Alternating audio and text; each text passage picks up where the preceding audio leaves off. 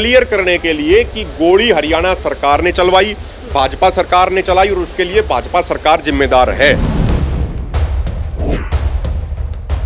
गोली चलाने की, शुभकरण की मौत की जिम्मेदारी मैं लेता हूं, ऐसा बयान स्पष्ट तौर पे माननीय अनिल विज का है।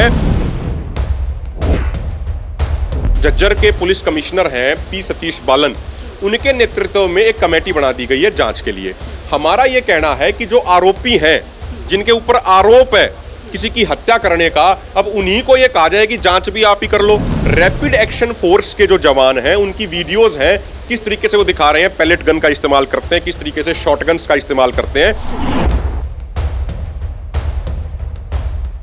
कल 17 तारीख को यहाँ पे दोबारा से कमीशन आएगा, यहीं पे किसान भवन में, उनके सामने भी सारी गवाही और हम सारे अपने वीडियो एविडेंस, फोटो एविडेंस उनके सामने रखेंगे।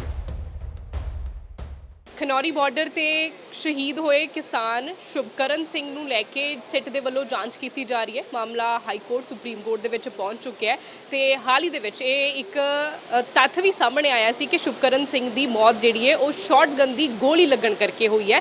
ਇਸ ਦਾ ਇੱਕ ਦੂਜਾ ਪਾਸਾ ਇਹ ਹੈ ਕਿ ਕਿਸਾਨਾਂ ਦੇ ਵੱਲੋਂ ਕਿਹਾ ਜਾ ਰਿਹਾ ਕਿ ਜਿਹੜੀ ਸਿੱਟ ਕੰਮ ਕਰ ਰਹੀ ਹੈ ਸ਼ੁਭਕਰਨ ਦੀ ਪੂਰੇ ਮੌਤ ਮਾਮਲੇ ਦੀ ਜਾਂਚ ਨੂੰ ਲੈ ਕੇ, ਉਹ ਸਿੱਟ ਦੇ ਉੱਤੇ ਵਿਸ਼ਵਾਸ ਨਹੀਂ ਹੈ ਕਿਸਾਨਾਂ ਨੂੰ। ਇਸ ਦੇ ਬਾਰੇ ਅਸੀਂ ਗੱਲਬਾਤ ਕਰ ਰਹੇ ਹਾਂ। ਸਾਡੇ ਨਾਲ ਹਰਿਆਣਾ ਦੇ ਕਿਸਾਨ ਆਗੂ ਅਭਿਮਨਿਊ ਪਹਾੜ ਨੇ। ਸਭ ਤੋਂ ਪਹਿਲਾਂ ਤਾਂ ਕਿ ਸਿੱਟ ਨੇ ਹੁਣ ਜਿਵੇਂ ਹੀ ਦੱਸਿਆ ਕਿ ਸ਼ਾਟਗਨ ਦੇ ਨਾਲ ਸ਼ੁਭਕਰਨ ਦੀ ਮੌਤ ਹੁੰਦੀ ਹੈ, ਉਸ ਤੋਂ ਬਾਅਦ ਹੀ ਤੁਸੀਂ ਸਵਾਲ ਜਿਹੜੇ ਖੜੇ ਕਰ ਰਹੇ ਹੋ, ਕਿਹੜਿਆਂ ਤੱਥਾਂ ਦੇ ਆਧਾਰ ਤੇ ਉੱਤੇ ਸਵਾਲ खड़े कर रहे हो?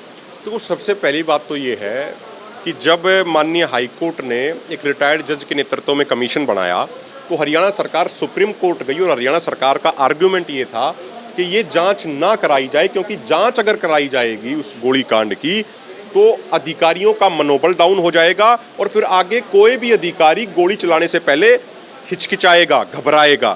ये स्टेटमेंट मोर देन सफिशिएंट है क्लियर करने के लिए कि गोली हरियाणा सरकार ने चलवाई, भाजपा सरकार ने चलाई और उसके लिए भाजपा सरकार जिम्मेदार है।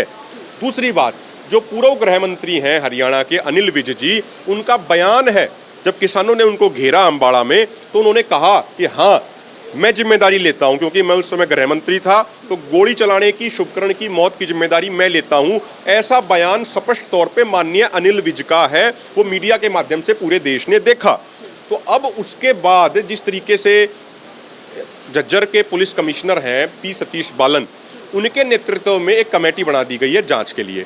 हमारा ये कहना है कि जो आरोपी हैं, जिनके ऊपर आरोप है किसी की हत्या करने का, अब उन्हीं को ये कहा जाए कि जांच भी आप ही कर लो, तो मुझे नहीं लगता कि कोई इंसाफ मिलेगा, मुझे नहीं लगता कोई न्याय की कोई गुंजाइश है। जब आरोपी ही जांच करेंगे तो किसी भी तरह का कोई न्याय, कोई इंसाफ नहीं मिलेगा। और देखिए, कुछ प्रकृति के नियम होते हैं, आज नहीं कुछ समय बाद, 2 साल बाद नहीं 4 साल बाद, जिन लोगों ने गोलियां चलाई हैं, जिन लोगों ने पुलिस की तरफ से अवैध हथियारों का इस्तेमाल किया है, जहरीली गैसों का इस्तेमाल किया है, उनको सजा भुगतनी पड़ेगी, ये सुनिश्चित है। पर चलो ये गल्लां तां तुसीं किहा भी मतलब कर्मां दी गल हुंदी है, पर क्योंकि अदालत 'ਚ ਤਾਂ ਤੁਸੀਂ प्रूव करना ना, अदालत ਦੇ ਵਿੱਚ ਤੁਸੀਂ ਇਹ ਸਾਰੀਆਂ ਗੱਲਾਂ ਕਿਵੇਂ प्रूव करोगे? देखो, आपके कैमरे में भी बहुत सारी वीडियो रिकॉर्ड हैं। जैसे हरियाणा पुलिस ने एक दावा कर दिया कि भाई हरियाणा पुलिस तो शॉटगन का इस्तेमाल करती ही नहीं।